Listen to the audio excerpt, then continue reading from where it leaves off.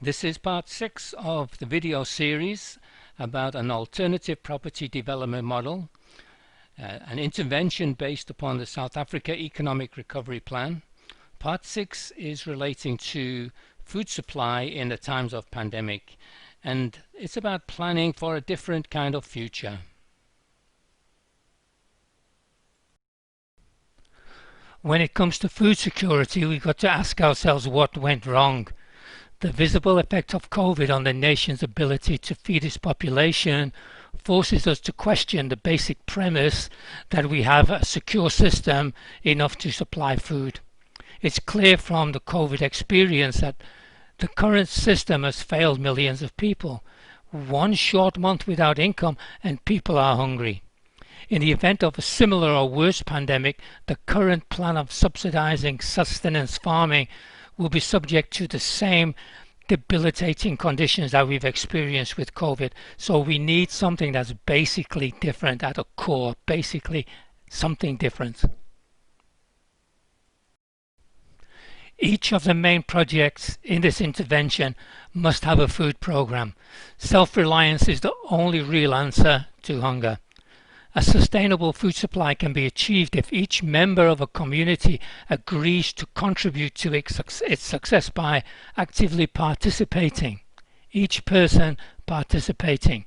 So each main project must have the ability to feed the people within that complex and also to provide an excess for distribution externally.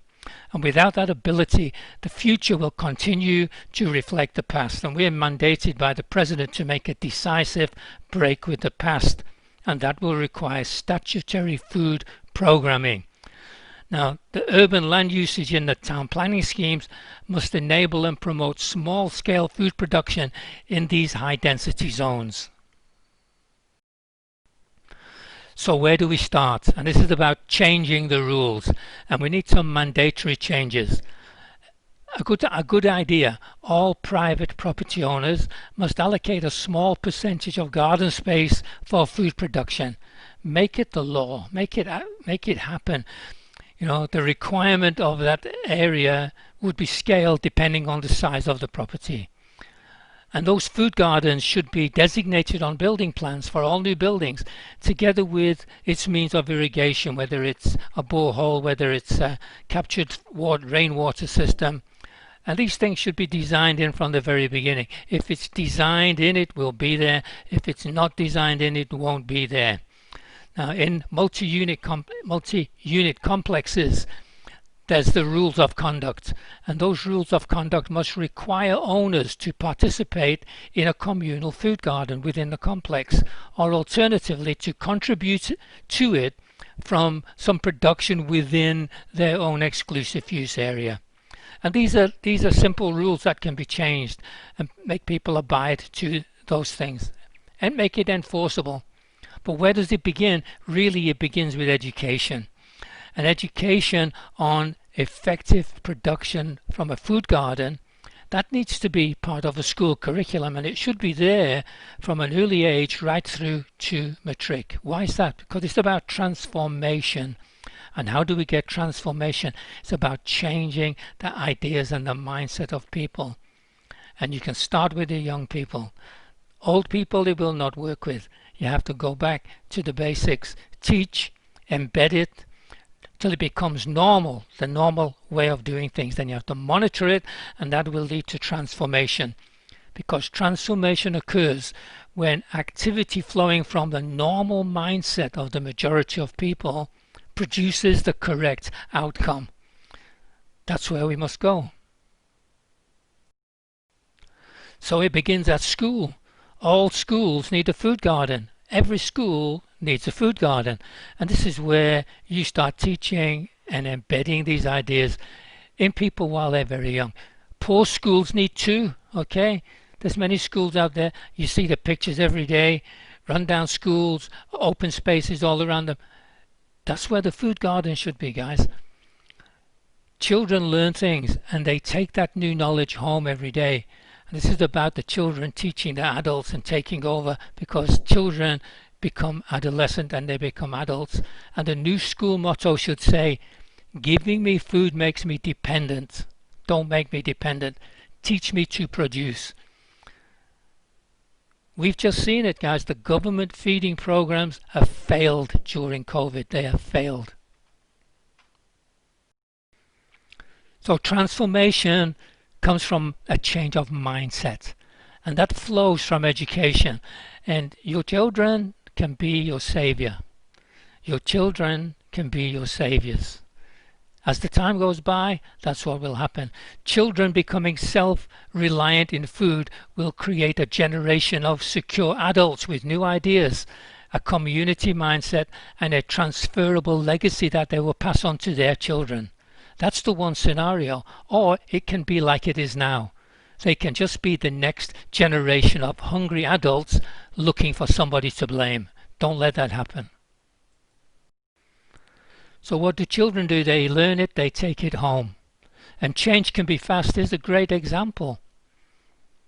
Look at the two pictures, before and after. In 3 short weeks, transformation. Socially minded, educated young people are drivers of change. One generation, just one generation, can transform the basic society from squalor to prosperity. And it begins with education. It begins there, but it has no end. Here's a great example of a small food garden. 1 or 2 people and a small area of the front garden can produce enough food to feed 10 families. One small garden could feed 10 families. In the neighborhood, in the block, coordinated crop production in that block could create an exchange culture between growers. It could provide stock for a local community fresh produce market, and it could also provide excess to support the programs for people in need. In high-density residential developments like blocks of flats, homeowners associations, sectional title developments, there are many ways to develop those food gardens. And it can be done by organized participation, guided by an established plan that can be agreed by the body corporates and the managing agents. All multi-unit complexes must have a food security plan. This needs to support all of the owners in the plan, particularly vulnerable people within a complex, and also to provide excess product to support programs for external people in need. This is not difficult to implement. Working together creates communal respect. It brings people together in unison, enjoying what they're doing. People working together for mutual benefits fosters personal relationships, social integration, understanding between people, and friendship. This is an easy way to break down imaginary but real barriers that keep people apart. Imaginary but real is a strange term. It's the way people imagine other people to be. It's imaginary, but it's also very real because it keeps people apart. People working together on small lots and in complexes escalates, and it becomes neighborhoods working together, neighborhoods in unison, creating fresh produce. And that can be taken to a weekly market that's in a designated location that's easy to access for a food exchange and retail sales. It's also an ideas hub where those entrepreneurial minds can get together to support each other, to transfer knowledge, and to generate business and ideas. Each market like this one, this is a great idea. It works so well.